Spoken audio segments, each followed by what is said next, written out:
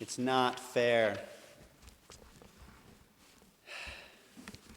I am always frustrated when I reflect on the fact that because of a mistake that Adam and Eve made a long time ago, I am suffering because of them. It's their fault. It's not fair. And actually, it's not fair. Like, it really isn't fair.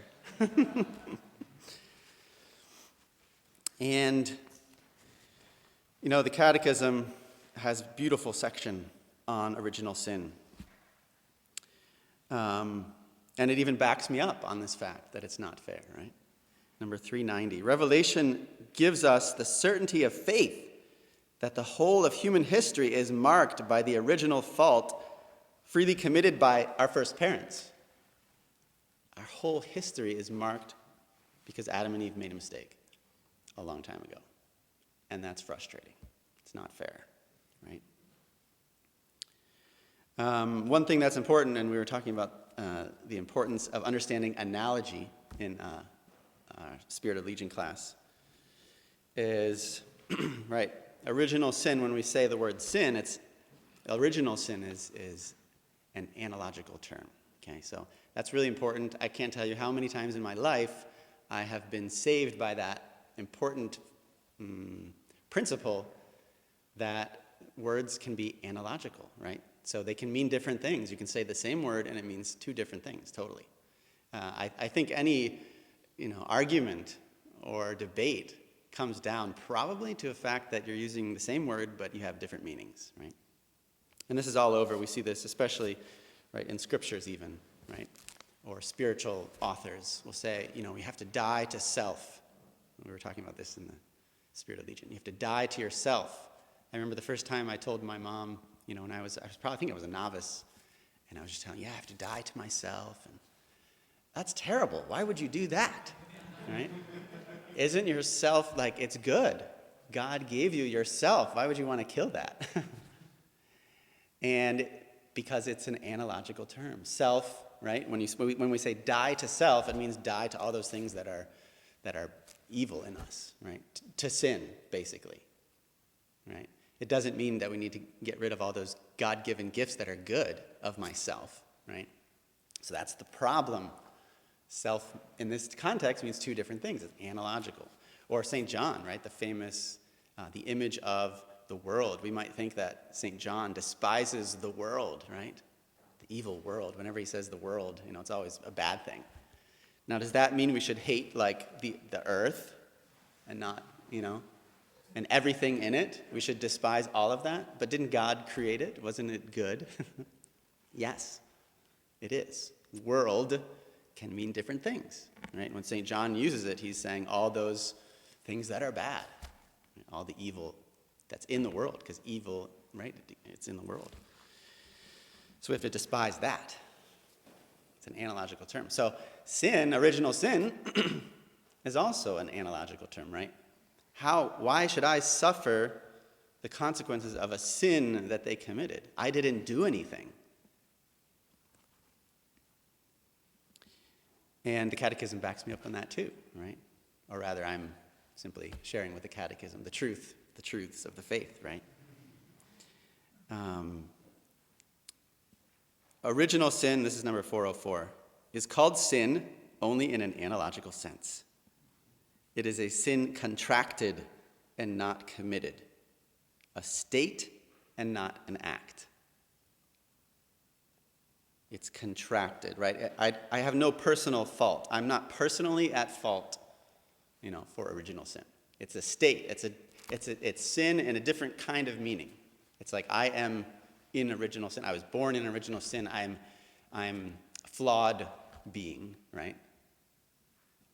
And that's Adam and Eve's fault. Right? It's not fair. But I think to understand, go a little deeper, there's something more here, right, when we speak about sin. Because it's not just Adam personally, or Eve personally. And number 386 of the Catechism gives us the foundation for this, right? To try to understand what sin is, one must first recognize the profound relationship of man to God. Only in this relationship is the evil of sin unmasked in its true identity. And that's really powerful. Only in this relationship is the evil of sin. The evil of sin only makes sense, right?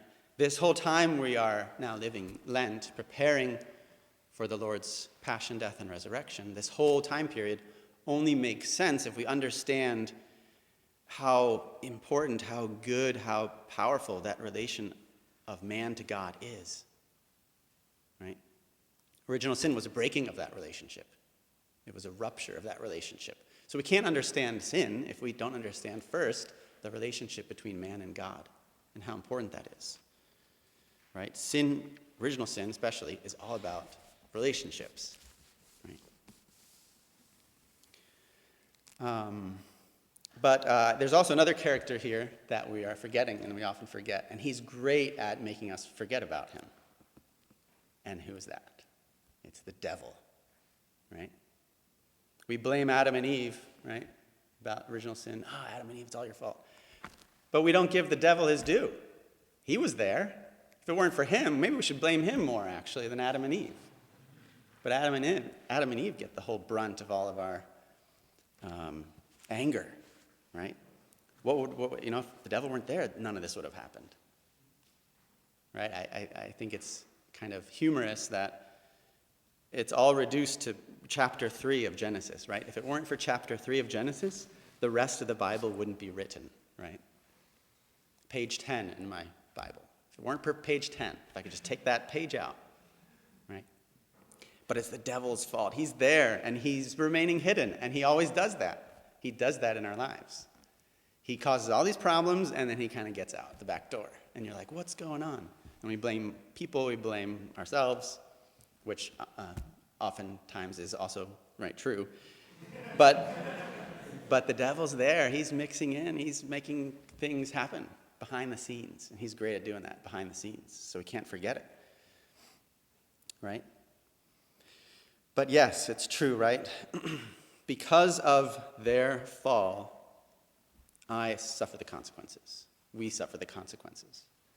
And it's a natural thing, right?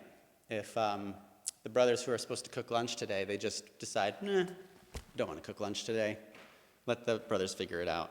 We will all suffer the consequences of that, right? Because of their decision, I'm going to suffer, right? Or if I'm, supposed to pick somebody up from the airport and I forget, that person suffers the consequences. It's a natural thing, right? But in our faith, we know that it goes even deeper than that, right? If I sin, it also affects others, and it's a little more difficult to maybe grasp or see how that happens, but it's kind of like the amount of love in the universe is reduced when I sin, right? And that's the truth of this powerful reality of the mystical body. We are all connected. It's all a relationship. We're all related to each other, right? And that sounds really depressing, right? Like, it's just all this sin, and I'm just bringing down the world with every one of my sins, right? Which is true, right? Sounds depressing. But there's good news. And what is that? That my good actions can actually build up. By doing good, I can actually increase the love that is in the world and the grace, right? A hidden act of charity for my brother increases the love in the universe. Right? When I cook a good meal, how much better is a lot of people's days after that meal, right? How much good I can do. How much good, and that's true even in the deeper sense, right? Not just in the physical, external sense, but every act of self-denial, right? In the properly understood sense, right? Every act increases love, increases God's presence in the world. So yes, the reverse is also true, right? And for this, St. Paul backs me up on this. Oh, I don't have the reading here. But essentially, right, paraphrasing St. Paul, second reading, right? Through one man's sin, death entered the world. He also says, through one guy, because this guy, death entered the world. But then he says also, right, through one man, grace and life in abundance, even more abundant than the evil that entered the world, grace entered the world through Jesus Christ. Through one man, all were saved. St. Leo the Great backs me up too. Why did God, this is from the Catechism, why did God not prevent the first man from sinning, right? He could have stopped all this. He could have just fixed everything from the beginning by preventing it from even happening. St. Leo the Great responds, Christ's inexpressible grace gave us blessings better than those the demon's envy had taken away. Better blessings. It's like the greatest trick play in the history of the universe. He took the devil's actions and he twisted them and he made it actually a better outcome than it would have been otherwise. So it's true, right? It's not fair. It's so much better than fair.